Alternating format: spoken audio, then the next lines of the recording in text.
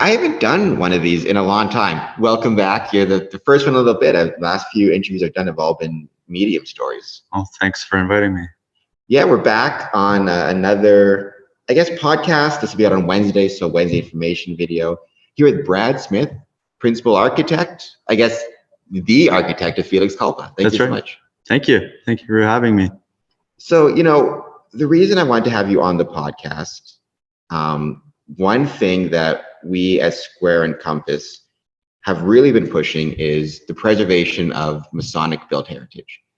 A lot of Masonic lodges, Masonic groups meet in heritage buildings, right? That's just by virtue of, well, it's by virtue of a couple of things, but really it's by virtue of the fact that the two boom periods for Freemasonry were in the 1920s and in the 1950s. Okay. So most of the kind of grand buildings, like the Windsor Masonic Temple, Detroit Masonic Temple, were built during those times. Okay. And so, now it's 100 years later or 50 years later from those periods, these buildings are starting to, get a little bit older. They need a bit more care and attention. And a lot of Masonic groups are starting to feel like, do we hold on to our buildings? Do we sell our buildings? My view has always been every group has to decide that for themselves, but they should have all the information before they make that decision. And they should know about what's available and how they can maybe save money on the building in the long term by making more energy efficient, doing positive maintenance. Right? And so we've been doing that here at the Windsor Masonic Temple. We've got a lot of work started we're being done with, and it's going to be done over the next year. And a big part of that is yourself and your work with the city and working with the heritage component of it. But before we get into the specifics of this building, tell us a bit about yourself, about Felix Culpa Architect and your work as an architect. Sure. Yeah. So personally, I kind of grew up in the architecture world in Windsor and Detroit. I went to school over at Lawrence Tech University for both my undergrad and my master's, and I've worked between Windsor and Detroit over the last 10 to 15 years in everything from commercial to institutional, civic, and kind of touched every piece of kind of the industry in terms of designer, project architect, manager, and what have you. COVID rolled around and I got laid off from a large Detroit firm. And that spawned Felix Culpa Architecture, which is a Latin phrase for basically happy accidents. So I've always wanted to run my own ship, and this gave me a good opportunity to kind of it gave a launch pad for me to open my own thing and kind of run with it. And surprisingly enough, COVID was, it allowed me to kind of get projects and flourish and really sink my teeth into the industry in Windsor here, which has been fantastic. And then meeting, I dove into networking in the area, and that kind of led me to meeting yourself and understanding like you presenting this project. And I just thought it was such a great opportunity, not only for myself, but for the Masonic Temple and for Windsor as a whole, because this project and this building holds some great significance to the area. Yeah. And I think that's so true of so many Masonic buildings, definitely Windsor, but Detroit and Bay City in Michigan, Philadelphia. There's so many Masonic buildings that are so important to the communities in which they're located. When it came to, before we talk about this building specifically, the heritage aspect in general, as an architect,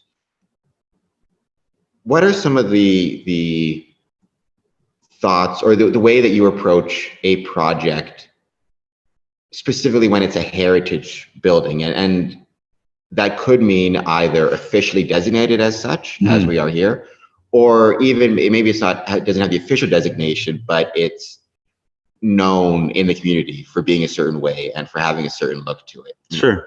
So part of my education and training is, you start from the beginning and you understand, the relevance and the impact that architecture has on specific areas, culture, art, and so on and so forth. So having this understanding of the history and significance of buildings, I think puts you in a mindset of you really want to have a light touch on the existing architecture, so that you preserve it in the best way possible. So a designated heritage building, the cities and architects want to kind of touch it as little as possible and kind of preserve the best qualities of that architecture to so that you don't take away from what was established. Now, saying that, there are upgrades that you also want to do on, because maybe there's better technology now, better materials now, and so you find those and you kind of synergize the two, modern material and techniques with old history, and hopefully you come up with a solution that not only preserves the history but enhances it and makes it last 100 more years, hopefully. And I think that is something I've learned through this project. Starting, I've told the story, it started with a single grant application to upgrade a washroom, to make the washroom wheelchair accessible. And when we received that grant, it got me thinking about what else might be available and what else could be done. But one thing that I've noticed, and I've had to kind of try to teach Masons, not only in this building, but in other buildings, they hear, okay, it's a heritage property. Like when I started this project, a few Masons came to me and told me, you're wasting your time. This is a heritage property, so there's nothing you can do to it, right? You can't touch the facade, you can't do any work on it because it's designated heritage. And I looked into it and I said, well, no, there's extra steps, but that doesn't mean there's not work that can be done. I guess, what would you say to, especially if there's an official designation, right, to maybe Masonic buildings or heritage buildings that feel like the heritage designation is maybe stopping them from doing work, or they're afraid to touch something because of that designation? I would say do what you've done is research what can be done, what is allowed to be done, and that starts at the municipal level, like you've done, and reaching out to your heritage committees, reaching out to local architects to understand kind of the process a little bit more. And then like you've done as well, there's grant opportunities that can help at kind of ease the pain on the maybe extra steps that you have to take. Every building is going to have to go through maintenance at some point in its life. A heritage building has the opportunity of grants out there that you can usually grab onto, because most cities, province, federal, they want to preserve these buildings. So if you can show them that you are dedicated to preserving these buildings, then they generally offer you assistance in doing that. And it's not just monetary assistance. They have usually, like if you want to repoint the brick, they have techniques and information of how to do that. So they provide assistance in many different aspects to get you where you want to be. And speaking to, Masonic temples in specific, for you to move out of a building like this is such a jewel in the city that I think it would help your brand to preserve something like this. Like, it's not only going to give you, clean the building up and make it all shiny, but you're going to get in the papers, you're going to, get some traction with the community again to say, wow, this organization is really, part of the community, and it kind of speaks to your place here. And, next year, January 2024, pay attention to that, because we'll be in the community, or inviting the community to see a lot of the work that's been done, that will have been done over this next year. And you'll be a big part of that work as well. You mentioned maintenance, which every building needs, but one phrase that I've been hearing a lot since I started this project, is positive maintenance, versus, I guess, negative maintenance, or versus just maintenance versus positive maintenance. Right? Can you talk a little bit about, as an architect, what positive maintenance means to you, and why it might be important for buildings, Masonic temples, Masonic buildings, to engage in positive maintenance? Sure. So positive maintenance is maintenance that's going to extend the life of your building. It's going to increase the efficiency and the sustainability of the building, being that in windows, roof. In this building specifically, there's copper flashings that need to be reestablished, and that all helps with, water, air, your thermal efficiencies to keep the building. You can make it more of a efficient building to operate. It's not such a drain on the utilities companies and such. So a lot of what we're going to do in this building is positive. It's repointing the brick to just help with some of the erosion that's happened over the years. This building's definitely not in disrepair, but the maintenance that you're committed to is going to be very positive in, again, increasing the life of the building, but also increasing the efficiency and sustainability at the end of the day. And I think that, that is one conversation I've been trying to have with some of these Masonic buildings. Even last month, I was recommending to a Masonic building to start looking at some of these grants and start looking at some of this work. And they said, well, nothing's broken right now. And it's, if you wait till something's broken, I feel like that's just going to increase the cost on you. And there's no guarantee you're going to get those grants. More sense to start looking at, before things break, how can you extend there's, like you said, right, extend the useful life, reduce your energy costs. Right. I mean, would you say something you find just in your day-to-day work as an architect is, people waiting to the last minute, or not, waiting for something to be broken before they take steps, as opposed to engaging in positive maintenance? I think that's kind of a human condition. We do it to ourselves. We wait till we get sick before we're, so obviously having a proactive approach to any of these things is ideal, because, like you said, you get in front of it instead of putting out like a fire. Oftentimes it's cheaper as well, because there's not damage. Usually when you see the damage, there's a lot more damage behind the fact than if, let's say, you have a leaky window.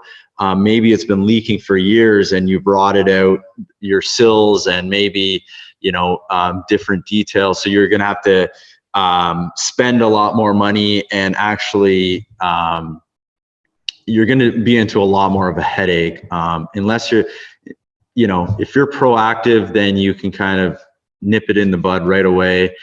And yeah, I think it's it's much better to be proactive than to wait for it to see it, because that's usually you're in for a lot bigger of an issue. Kind of looking at the work that you've been doing and that you do, you kind of strike me, or the architect's role, especially in this early stages. It's kind of like, imagine a spider's web. Like, you're kind of in the center, and you're liaising with ourselves at the Masonic Temple, but also with the contractors, also with the city, right, as the work progresses. How do you approach that aspect of your work? Because it seems, to be a very, communication heavy job, which is not something I necessarily would have thought of before. You think of an architect as, alone in his office with his, with his equipment drawing.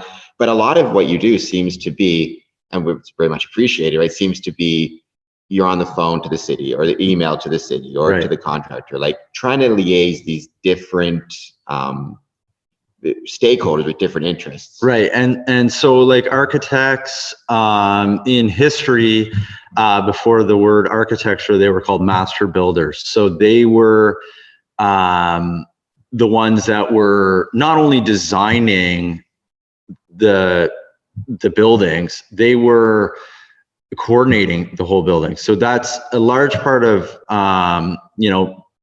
people don't understand that architects are a manager.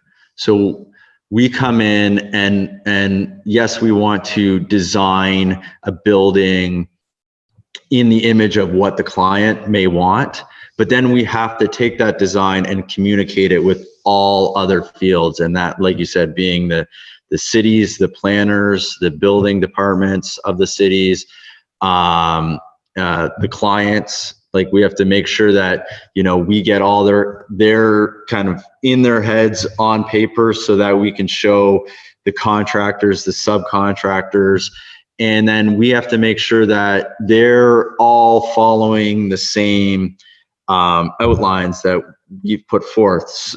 And that's all going back to the client. So we need to make sure that the contractor is fulfilling his portion of the arrangement for the client. So we're always trying to work for the client and make sure that everyone is on the same page.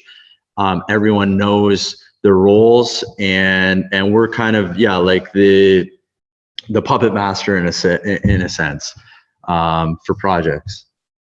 In terms of these projects, this could apply to anybody who's responsible for, or any group or body that's responsible for organizing, or responsible for a building, especially a heritage building. But specifically for Masonic buildings, because that's where most of the people are going to see this are involved with a Masonic building. Again, the majority of these Masonic buildings were built in the 1920s or the 1950s.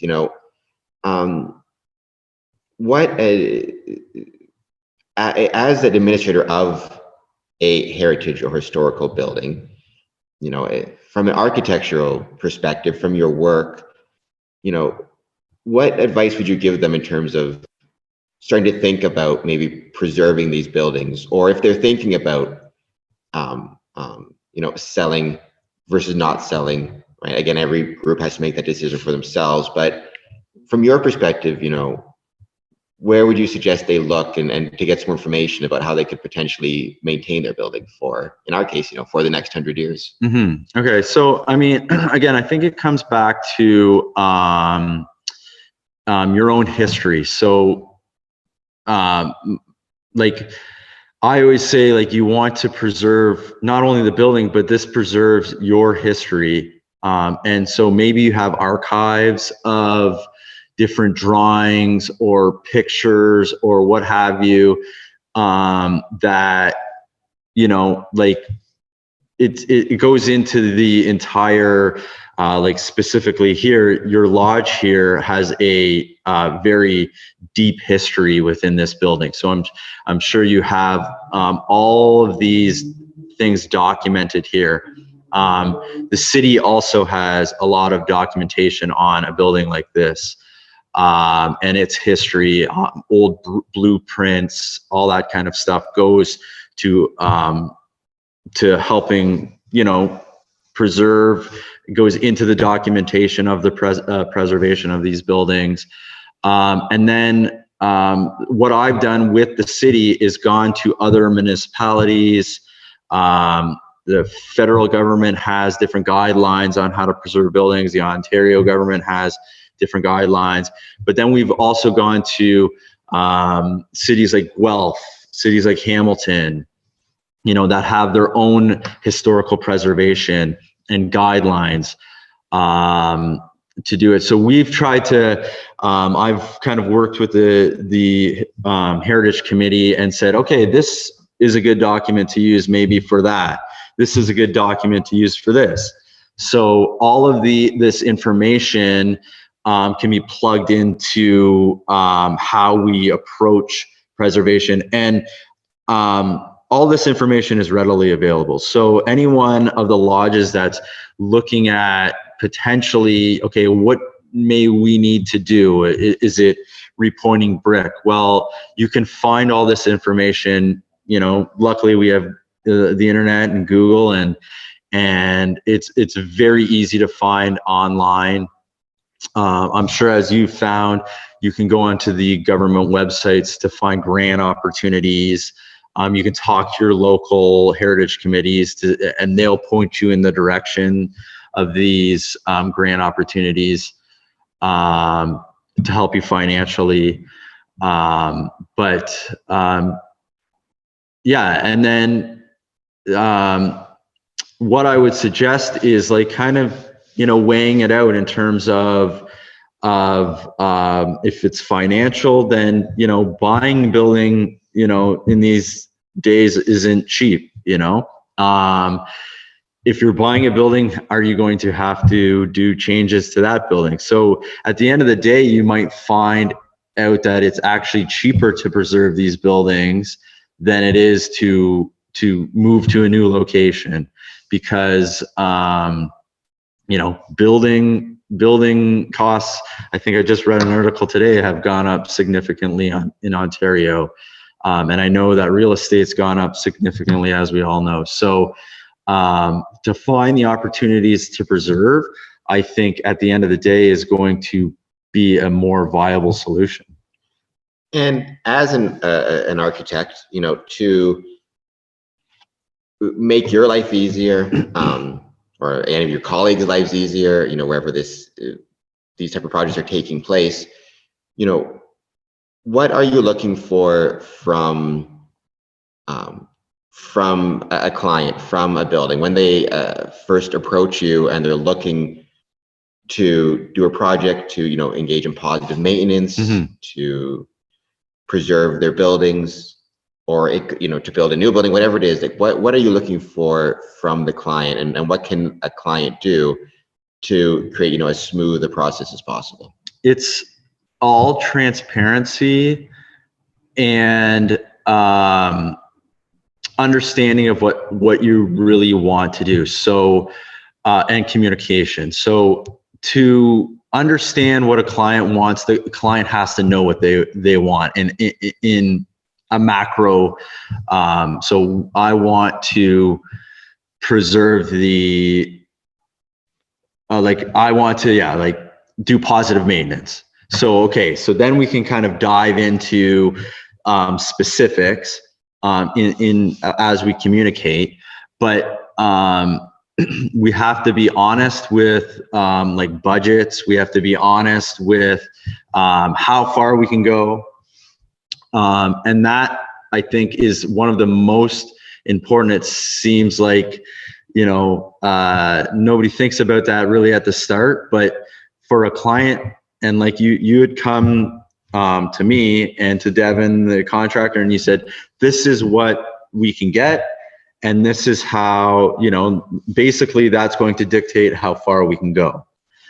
So which is a humongous help, because a lot of the times, clients might not know exactly what they want, but having the realistic expectations and having the communication and transparency really helps a project to define its scope. And once we've defined that scope, we can start getting into the details about how far we can actually go. And my last question, as an architect, as a resident of Windsor, for that matter, what were your impressions? Forgive me if I could be mistaken, but I know you had passed this building, but I think you hadn't been inside of it until we had first contacted you, if I recall correctly, or seen the lodge rooms and things like that. What were your impressions of the Windsor Masonic Temple, both, when you would pass it on the street and then being inside of it and seeing some of the different rooms for the first time?